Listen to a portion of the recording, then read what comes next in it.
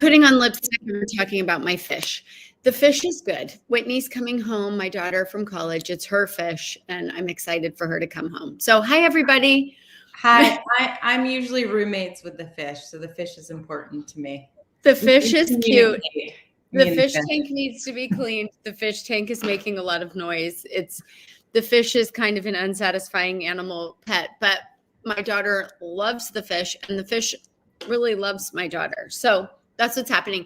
But we're talking about herbs and herbal teas that will help support not only your immune system, but also your adrenal glands that are good adrenal adaptogens.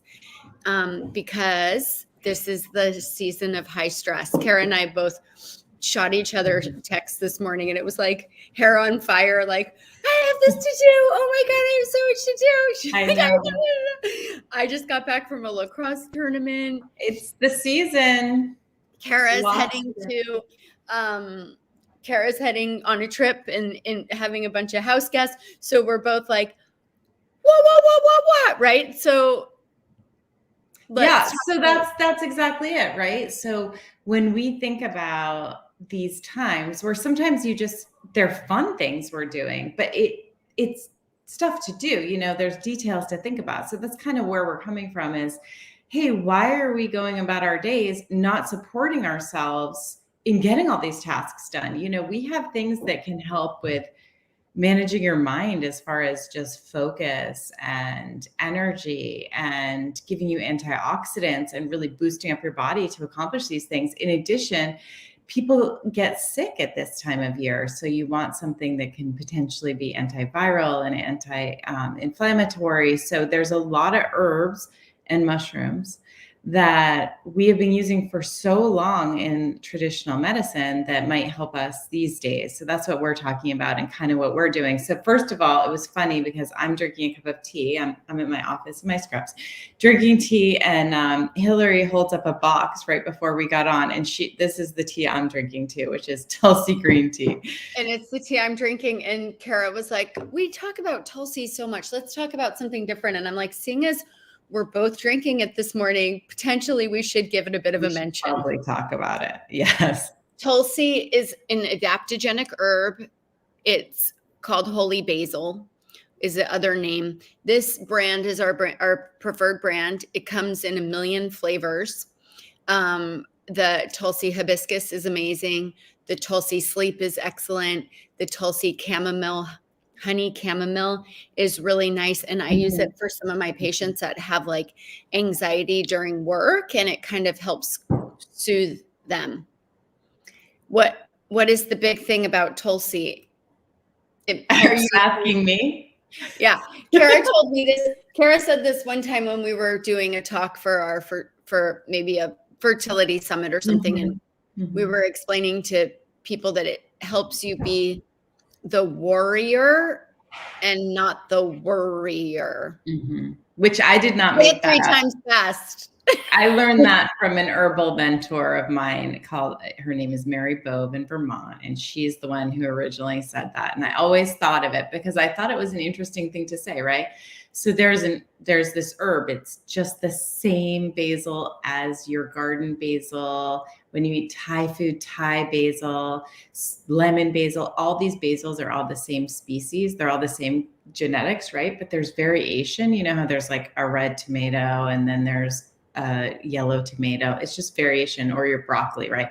Broccoli is the same plant as kale, as cauliflower, as broccolini, all of those. It's the same sort of thing. We just have varieties of this basil. And this one seems to be the most medicinal as far as this is the basil from India. And it's the one that's natural in India, and they call it queen of all herbs. And it does have awesome antioxidants, and it's just so good for you in the winter time because it might help with your lungs and help prevent lung infection or treat lung infection. I really like that aspect of it, but I like it because it promotes that calm mind, right? So it's that worrying aspect. You know, Hillary and I, we have families, we have medical practices, we have a lot going on in the holidays because we're taking care of everybody. And it's funny that we're both drinking this tea. So the Tulsi is the calming aspect that gives us, they say in research that people drink Tulsi and then they get that calm kind of after meditation mind. And these are survey kind of research stuff, like self-reported things. But people report that they're just like, ooh, I can like manage my work and my tasks more evenly and I don't get thrown off. And so this combined with the green tea and the theanine in green tea can be a really nice one for performance, to increase our performance, because we have big to-do lists. And I really enjoy the fact that it's antioxidant rich, because I'm always looking for things for longevity. And, I want those antioxidants for my skin and for anti-aging. So Tulsi tea is just a good choice for people. I haven't seen anyone really react to it. If you can eat basil, then Tulsi tea is the same sort of thing. So I feel like it's pretty benign on the try it list. And it tastes pretty good too, right? I kind of like the flavor of it. It took me a bit to get used to it because it has a bit of a spice to it. But I really like the spice, but whatever. Like what is it? I love the hibiscus one. I like the hibiscus one too. That one's really good. That one's anyway. So that is a Tulsi tea that can help people as far as. But this is like the cool thing about it is it's like you're getting some caffeine with the green tea, plus antioxidants, plus all the benefits of green tea, which we could do a whole separate show on. But then you're getting sort of the adaptogenic support of the Tulsi so that the caffeine doesn't blow you out quite as much. So this is a really nice tea for when you need to get shit done, but you don't want to stress. This is like a way better alternative than coffee, which is like very like stimulating, heating, and then can kind of drop your adrenals. You just get a little bit of adrenal bottom out after that. So Tulsi tea. And then we want to move on to, Kara was doing a bunch of research this morning on cordyceps and mushrooms. And so many people are drinking mushroom coffee and mushroom tea and putting mushroom powders in their teas, and talk about cordyceps. Right. So we talk a lot about medicinal mushrooms in the fall, winter kind of high viral times, because we know that medicinal mushrooms are typically immune boosting things. So even eating them in soups, in teas, traditionally we had mushrooms in teas. There are components in there that work through your GI tract actually to like boost your immune system. So medicinal mushrooms are really interesting to start looking into.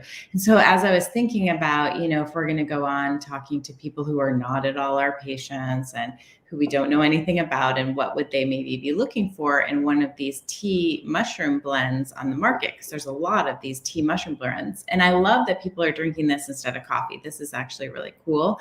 These mushroom combinations, I think that's because they taste kind of earthy, right, Hillary? They're almost like dirty. Like it's like there's an earthy taste to it, right? So it's not like a tea, like we're drinking a tea right now that has this clean, like there's tannins in the green tea. We're used to it. It like tightens as you go to, like, what green tea should taste like, or black tea should taste like. Mushroom tea is more like bland, earthy. Like it really is. It's not green. It's not like, it's not like a green food or anything, but it's earthy. It's like rooty almost, right? So it's like musty a little bit. Yeah. So that's what these teas taste like. And it's kind of good with like warm milk. It feels more like the coffee vibe. That's what you're saying. It's a dirtier, like the coffee vibe. Yeah. Yeah. But I really like them because some of the research on teas shows you only have to have them twice a week for that immune boost, which is kind of interesting. Like, if you're cooking with them, if you're using these maitake, shiitake, all these kinds of mushrooms that are on the marketplace, I'm not really talking about sort of white butt mushrooms. I'm talking about the funkier mushrooms, right? But if most of them have some kind of health benefit and we can work them into our diets and as teas, they're really interesting to start looking at. So mushrooms, there's so many of them to go through. This one's cordyceps. And I was really thinking about cordyceps because I'm thinking about lungs in wintertime and fall and winter. So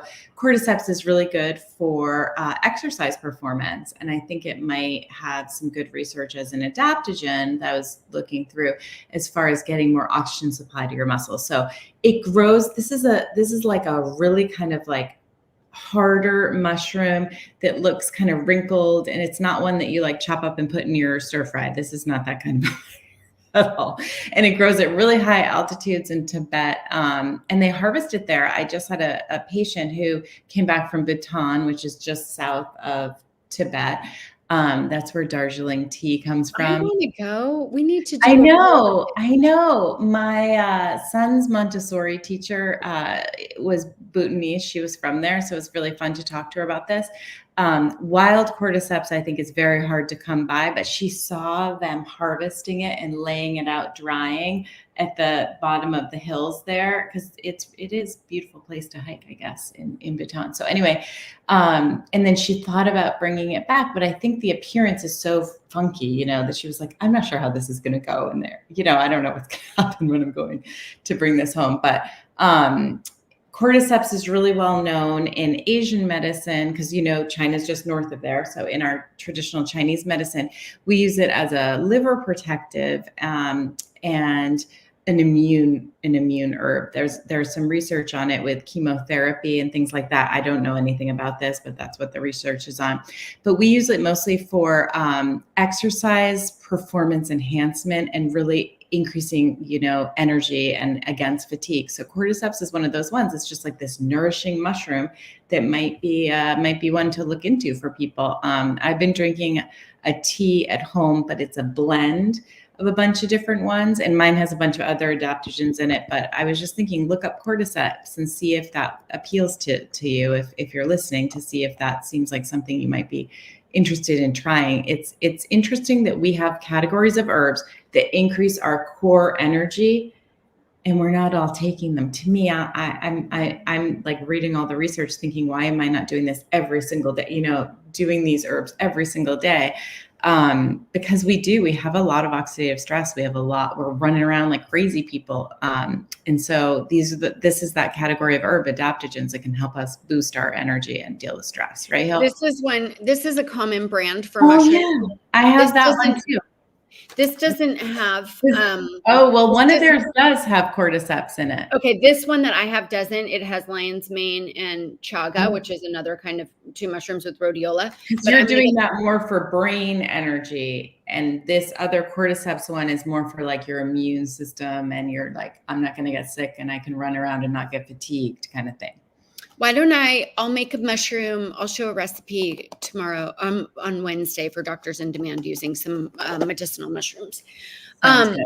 We could do a whole series on medicinal mushrooms because people are onto them, right? And they change things, and they're kind of incredible. So I like the one. Maybe we should do one for focus, like you have there next time. Okay. Brain health.